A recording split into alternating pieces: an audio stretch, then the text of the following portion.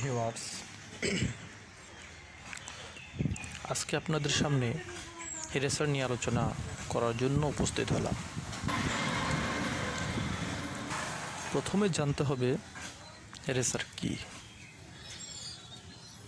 যে সকল জিনিস রেসে অংশগ্রহণ করে বা রেস করে তাই হলো রেসার। এটা বোমা কবুতর হতে পারে বা গিরিবাজ কবুতর হতে পারে বা অন্য যে কোনো কবুতরই হতে পারে। তবে আমি এখন আলোচনা করব রেসার হোমা নিয়ে। মনে রাখবেন, সব ধরনের হোমা রেসার হয় না।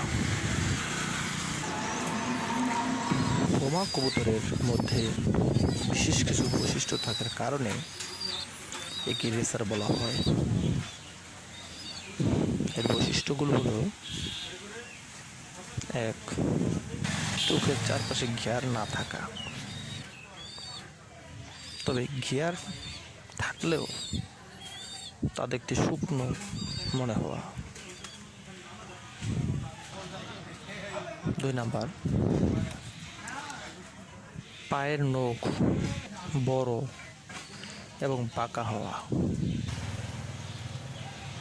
যে কোনো রং থাকুক, এটা কোনো সমস্যা নয়। 3 নাম্বার, ঠোঁট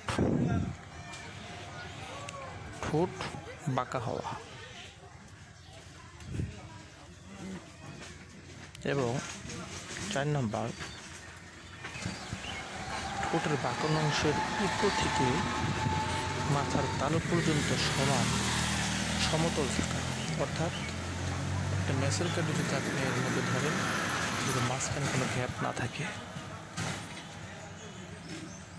আর সবচেয়ে বড় বৈশিষ্ট্য হলো, আপনি কমপক্ষে 50 কিলোমিটার পর্যন্ত ছাড়ার পরে বা শুধু 50 কিলোমিটার আপনি ছাড়লে যে সেগুলো কবুতর আপনার বাড়িতে আসতে পারবে সেগুলি আপনি মনে করবেন রেসার, এবং সেগুলিতে আপনি অনেক দূর পর্যন্ত রেস করতে পারবেন।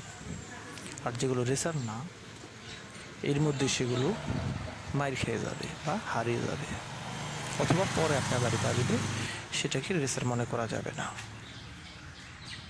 তবে একটা বিষয়, কবুতর কেনার সময় অনেক ভাইদের দেখি চোখ নিয়ে গবেষণা করে। মনে রাখবেন, চোখের কালার কোনো রেসার ভালো মন্দ পার্থক্য নির্ণয় করে না।